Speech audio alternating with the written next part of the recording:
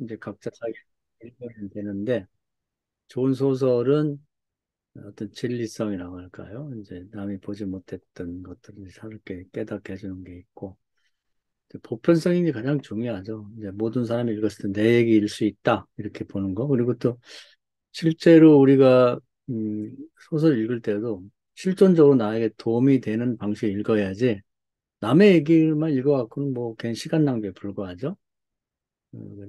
실존적인 나에게 무슨 유익하면 이 소설을 읽고 나서 내가 어떤 영향을 받아서 내 생각이 바뀐다든지 생활이 바뀔 수 있는가. 그것이 이제 소설적으로 형상화가 잘 됐는가. 그래서 형상화 잘 된 것 같아요. 왜냐하면 한마디로 말해서 이게 뭐지 이 얘기를 깨닫기 어렵게 잘 꾸며져 냈기 때문에. 그리고 이제 그 아주 구수한 우리말을 많이 사용해서, 어, 오히려 이제 원래 우리말인데 우리가 사용 안 하다 보니까 낯설기도 하는데 그런 쪽에서는 아마 독보적인 그런 어떤 문체를 갖고 있는 것 같아요. 그래서 상당히 재밌게 저도 읽었습니다. 뭐 답은 없으니까 뭐 이렇게 읽어도 되고 저렇게 읽어도 되고 됩니다. 저는 어떻게 읽었냐면 이제 해벽은 얘기한 것처럼 일종의 방파제죠. 이제 멀리서 파도가 밀려오는데 파도는 시작 지점도 태평양 큰 바다에서 오죠. 쭉 밀려와가지고 또 인근해에서 또 파도가 계속 연결돼서 이제 이렇게 어, 사포곶이라고 하는 항구로 이제 밀려오게 되는데 그 피해를 줄이기 위해서 이제 방파제를 만드는 거죠. 해벽을 쌓는 건데 그것이 이제 균열이 없어야 됩니다. 그래야 이제 어느 한 곳에 균열이 생기면 파도는 쉬지 않고 뭐 24시간 계속 치기 때문에 그 균열이 있는 데서부터 무너지게 되는 거죠. 그러면서 전체가 다 무너지게 되는데 지금 이제 이런 어, 어떤 실제로 일어나고 있는 해벽과 관련해서 볼 때, 또 다른 그런 그 파도는 이제 세파라고 하죠. 세상의 파도가 몰려오게 되는데, 그것은, 멀리는 이제 미국에서부터, 태평양 건너서부터 이제 미군 부대가 들어왔다는 건 거기서부터 일어나는 파도가 이 사프곶까지 밀려온다는 거죠. 그러니까 파도는 조그만 항구든 큰 항구든 태평양도 시작된 파도가 거기까지 밀려오는 거죠. 연결이 돼서. 중간에 끊어지는 거 없이. 그런 것처럼 세상의 큰 파도는 미국 같은 큰 나라, 뭐 더 크게 말하면 공산주의나 자본주의 진영에서부터 일어나는 거죠. 그러니까 자본주의 진영을 대표하는 미국에서부터 파도가 크게 밀려오는 것이 여기까지 왔고, 미군부에 들어온 게 그냥 들어온 게 아니죠. 그런 파도와 관련해 들어온 거고, 그 다음에 이제 조금 작게 이제 한국에 그 당시에 농업과 어업 중심의 나라에서 이제 근대화를 하겠다고 하면서 중화학공업을 지향하면서 이제 나라의 근대화를 해서 국가의 시책이 일환으로 이제 그것까지 또 다른 파도가 세파가 밀려오게 되는 거죠. 그랬을 때 이제 이걸 막아내려면은 그 주민들 전체가 균열이 없이 딱 뭉쳐가지고 이 방파제 역할을 하면은 어느 정도 막아낼 수가 있겠지만 그런 큰 파도 앞에 주민들의 마음이 균열이 납니다. 그래서 조동만 씨는 이런 파도를 막아내고 이제 전통적인 수산업을 발전시켜서 우리 이 동네가 잘 살았으면 좋겠다고 이제 수산고등학교도 세우고 저기 문중당도 내놓고 자기 가족들, 자식들도 다 거기에 합세를 하게 되는데 그 주민들 중에는 이제 그 균열이 일어나죠. 이제 그게 동의하는 사람도 일부 있는가 하면 일부는 아니 우리도 평생 고기 잡을 먹고 사는 힘들었는데 자식까지 그걸 시키고 싶냐. 나는 펜트 잡는 애들 되면 좋겠다. 그래서 이제 인문학교가 있었으면 좋겠다는 생각을 가진 사람이 마음이 이제 그 학교 때문에 균열이 일어나게 되고 그리고 이제 학교를 운영하다 보면 후원금이 필요한데 뭐 이제 배가 나가서 고기 잡을 때마다 이제 세금을 받으니까 초로서에 대한 부담감을 느끼는 사람도 있고 동의하는 사람도 있지만 그래서 학교를 좋다고 생각하면은 뭐 얼마든지 그 후원금을 내겠지만 돈이 별로 원하지도 않고 몇 명 아이들만 다니는 학교에 우리가 왜 이렇게 초로세까지 내가면서 후원을 해야 되냐 이런 게 균열이 일어나는 거죠. 그러다 보니까 결국 사람들의 마음이 균열이 일어나다 보니까 외부의 파도를 이제 마치 그 실제 방파제가 균열이 일어나서 무너져 내리듯이 외부의 세파를 이제 막아내지를 못하고 이제 균열을 통해서 두르게 되는 거죠. 그래서 아이들이 소풍가하고 가장 거기에 좋은 경치를 갖고 있는 숭산이라는 곳에 이제 미군 부대가 들어오도록 하자는데 그 이제 주민의 동의가 없이는 안 되거든요. 일부 주민들이 동의를 해서 들어오게 됩니다. 들어오면 그냥 혼자 들어오는 게 아니라 흑인도 들어오고 미국 애들도 들어오게 되고 또 거기 이제 거기에 따른 술집이라든지 뭐 오락실이라든지 또 양공주라든지 이런 사람들이 들어오게 되면서 밀물듯이 이제 막 그 부서진 그런 틈새를 통해서 막 들어오게 되는 거죠. 그러다 보니까 그들이 갖고 있던 윤리 도덕과 전혀 관계없는 뭐 양가치 교수가 뭐 거기 살아갔다 오다가 이제 성폭행을 당하면서 전에 듣도 보도 못한 일들이 이제 거기서 벌어지게 되는 거죠. 그리고 젊은 아이들이 예, 그렇게 쉽게 돈 버는 거 보고 이제 술집이나 양공주가 돼서 그걸로 빠져들게 되고 그리고 엄청난 그런 세상의 파도들이 막 밀려 들어오게 되는 거예요. 그리고 이제 이건 미국에서부터 불어온 바람이 이제 영향으로 파도가 여기까지 빈틈을 열고 들어오자 걷잡듯이 막 밀고 들어왔고 또 국가에서 하는 그 파도 뭐 근대화라고 하는 것을 통해서 뭐 경계개발 5개년 계획에 따라서 그런 파도가 또 몇 가지 밀려 들어와서 뭐 어업으로는 돈이 안 되고 또 막 이 항구가 준설 작업을 해서 이제 배가 잘 도록 해야 되는데 뭐 이제 강이나 이런 데가 또 밀려온 토사이에서 항구가 점점 얕아지면서 큰 배는 못 들어오면서 이럴 바에는 차라리 간척 사업을 해서 농사를 짓자 하면서 이제 국가에서 그런 거 막 지원이 나오다 보니까 또 그걸 좋다고 하는 사람들 틈새를 타고 들어와죠. 그래서 간척 사업이 되면서 이 항구가 폐쇄가 돼버립니다. 그런데 이제 사람들은 이제 그 세상의 파도에 밀려 그 휩쓸려 가는데 조동만 혼자 그걸 막아내려고 이제 애를 쓰고 노력하는데 그게 이제 되질 않는 거죠.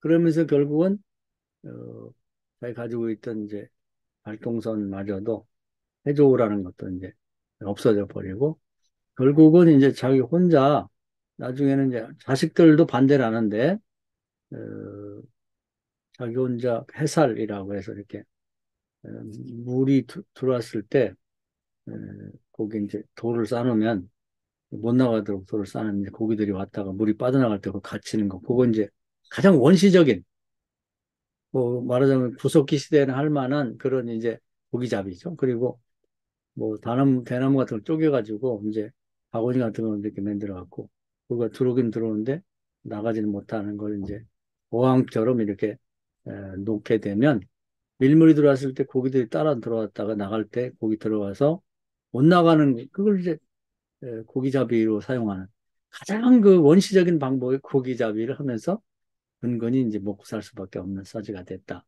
예, 그렇게 이제 자기가 살아가야 되는데 결국은 이제 이 시대의 큰 변화, 그러니까 세파라고 치면 세상의 파도라고 치면은 작은 물결은 동네에서부터 일어났고 그리고 이제 그 국가라고 하는 데서부터 또 이제 물결이 쳐서 이 동네 시골의 그 사포고시까지 왔고 더 큰 물결은 태평양 건너 미국에서부터 시작된 그 커다란 파도가 이렇게 이곳까지 몰려왔는데 조동만처럼 이제 이것을 혼자 막아내고 이거 이제 과거의 전통적인 그런 방식의 어떤 어업을 통해서 발전시켜 살아야겠다는 사람이 그런 마음을 가진 사람이 결과적으로 어떻게 되겠나?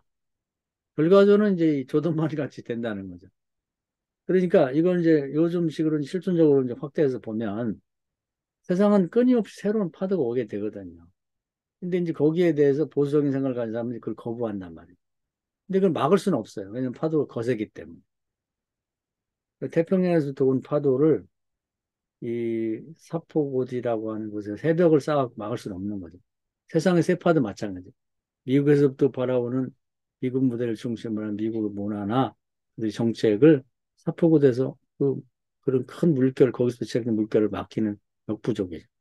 또 국가에서 새로운 시책을 내놔서 근대화를 하겠다고 하는데 또 시작된 파도도 역시 사포구까지 영향을 미치는데 그걸 이제 막아내기도 이제 역부족인 거죠. 그래서 이제 막아내고자 노력하는 건 가상하나 그런 큰 물결 앞에 인간의 그런 작은 해벽은 무력하다 하는 걸 보여주고 있고, 이제 그렇게 하게 되면 이제 조동만처럼 그런 사람들은 결국은 가장 원시적인 방법으로 그냥 겨우겨우 먹고 사는 것밖에는 에, 어떻게 할 수 없다는 거죠. 근데 이걸 이제 요즘 시대로 이제 환원해 보면은 전 세계도 이제 큰 변화가 일어나죠. 예를 들면 뭐 핸드폰도 뭐 2G 뭐 시대에 그냥 전화 걸고 문자 치는 정도였었는데 스티브 잡스가 나와서 이제 어떤 스마트폰이라고 하는 걸 이제 발명했죠. 그래가지고 이제 그걸 전 세계에 퍼뜨렸는데 그게 과연 되겠냐 이러면서 이제 과거에 그 핸드폰만을 고집하던 뭐 노키아라든지 아니면 모토로라 같은 가장 그 세계적인 기업들이 거기 이제 그걸 막아내고 그런 새로운 조류, 새로운 시대적인 어떤 파도를 막아내고 자기들 것만 고집하다 완전히 망해버렸죠. 이름도 존재도 없어져 버렸잖아요. 그리고 이제 뭐 삼성이나 이런 어, 그 애플 같은 그런 이제 스마트폰을 만드는 회사들이 싹 세계를 뒤덮어버렸죠. 지금은 뭐 상대가 되지 않을 정도. 그들도 이제 뭐 노키아 같은 데도 만들긴 만드는데 그걸 찾아보기 어렵죠.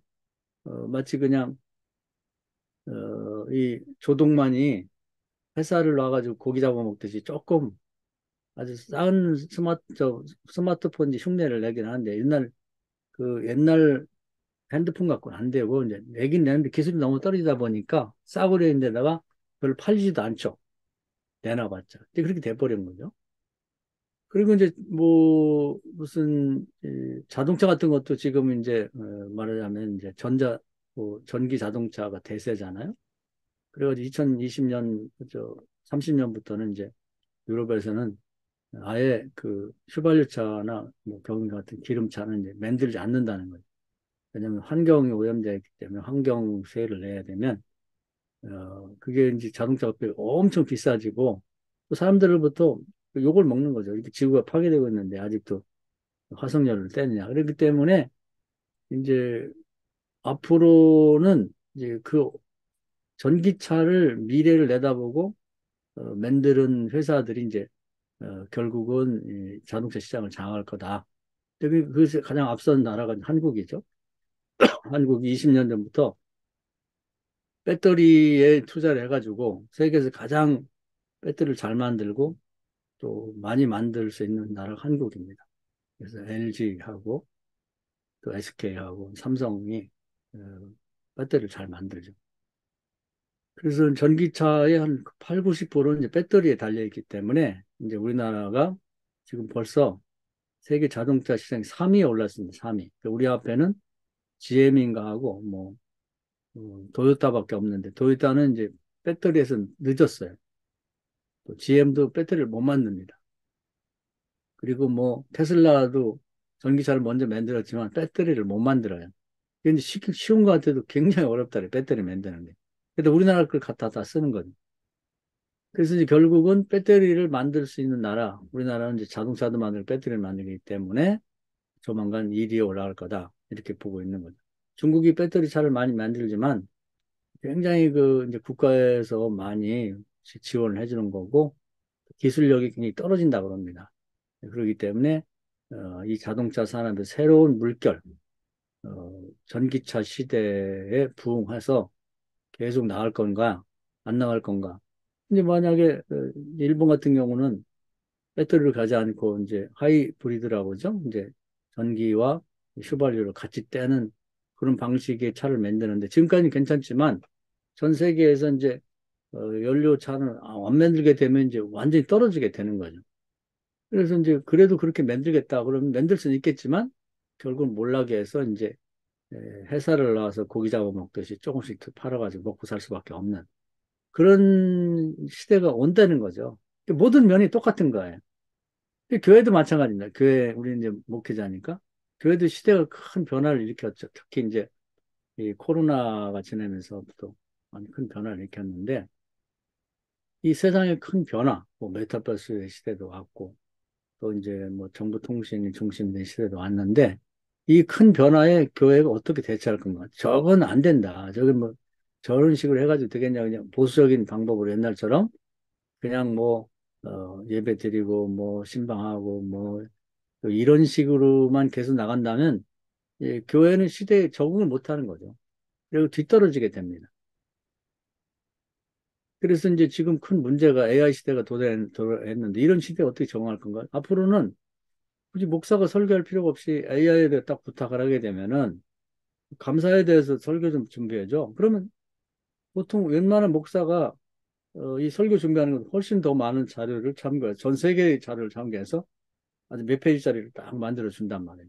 근데 그것이 이제 목사가 활용하겠지만 나중에는 교인들이 굳이 목사의 설교를 들을 필요가 없잖아요. 같은 내용인데. 그러면 AI한테 부탁해서 AI가 목사를 대신하는 거죠. 그 설교 좀 해줘. 그러면 거의 요즘 AI 공짜인데 그럼 공짜로 설교를 들을 수가 있는 거예요. 똑같은 은혜를 받을 수가 있는 거죠. 그 요즘에 이제 전 세계가 모든 큰 변화를 맞이한 거예요. 예를 들면 직업이 다 없어지는 게 이제 영어 교사들. 요즘 AI가 다 영어 교사, 웬만한 교사보다 더 실력 있게 그 스마트폰으로 다 대화가 가능하고 조금만 노력하면 다 프로그램 깔면 다 됩니다. 그리고 요즘에 뭐 통역사들이 거의 이제 직업을 잃게 된다는 거 아니에요? 요즘 애들 이제 뭐 핸드폰에 있는 팝업 같은 것만 키고 다니면 거의 뭐 90% 이상은 다 통역이 됩니다. 이런 엄청난 시대의 변화를 어떻게 정할 건가? 그래도 사람이 통역해야지. 그 통역 효과를 가면 공부 많이 해가지고 뭐 외대 통역 같은 데 나와보면 나와가지고 모르겠어요. 아주 뭐 고급스러운 뭐 대통령 통역이나 하고 그럼 모를까? 일반 통역에서는 직업이 없어요. 그래서 이제 교회도 이제 과거의 방법, 전통적인 방법만 고수하고 조동만 같은 방식으로 그래도 나는 뭐 전통적인 교회로 가겠다. 이렇게 하다 보면 이제 교인이 다 떠나고 이제 결국 원시 시대의 교회인 가정교회로 돌아가는 거죠. 교회는 하나도 없고. 해조류 같이 잘 저어놨던 교회들은 다른 뭐 건물을 팔아 넘기고 자기 가정으로 돌아가서 가족들을 하고만 예배를 드리면서 신앙을 유지하고 교회를 유지하는 형태로밖에 갈 수 없다. 그래서 이런 어떤 거대한 태평양부터 시작된 파도에 대해서 해벽을 치는 게 이제 뭐 실수는 있겠지만은 그걸 막아내는 게 굉장히 어렵다는 거고 이제 내부부터 균열이 일어나는 거죠. 지금 도 교회 같은 경우도 마찬가지로 뭐 하나가 다 연합의 교회가 이런 똑같은 방식으로 나가면 되는 모르겠는데 교회도 뭐 신학도 갈래갈래 찢어졌고 목회하는 방법도 이제 어떤 통일된 거 없어요. 그러면서 목사들 자체에도 균열이 일어나고 또 교인들도 균열이 일어납니다. 이 변화된 세계 이런 조류 어떤 파도를 받아들여야 되지 않느냐 이렇게 생각하는 교인도 있고 균열이 일어나기 때문에 결국은 이런 새로운 세파 시대의 조류를 어떻게 교회가 능동적으로 받아들이고 그 파도를 이제 넘어서는 그러한 방향으로 나가지 않으면 교회는 결국에는 시작 자체는 다 이제 가정교회 시작하죠. 그러니까 어업도 이제 처음에 그 햇살 노는 데부터 이제 원시시대 시작했던 것처럼 그래 나중에 발전했다가 망하게 되면 다시 원시시대 햇살 노는 방법으로 갈 수밖에 없는 것처럼 교회도 가정교회 시작했다가 성장한 교회가 되어 다시 가정교회로 돌아갈 수밖에 없다는 걸 말해주고 있는 것이죠. 그래서 이런 이 내용은 간단한 뭐 사포고세 어항에 대한 얘기지만 그가 지향하고 있는 바는 이 시대 전체를 다 아우를 만한 보편성 있는 얘기를 하고 있는 거고 따지고 보면 이제 우리 자신의 실존적으로 이 시대적 변화에 뭐 목사는 목사로서 개인은 개인으로서 어떻게 할 것이냐를 우리에게 질문하고 있는 것 같아요. 근데 과거만 고집하게 되면 햇살 놓고 고기 잡는 수밖에 그런 시대로 회귀할 수밖에 없다는 걸 말해주고 있는 것 같습니다. 여기까지 말씀드릴게요.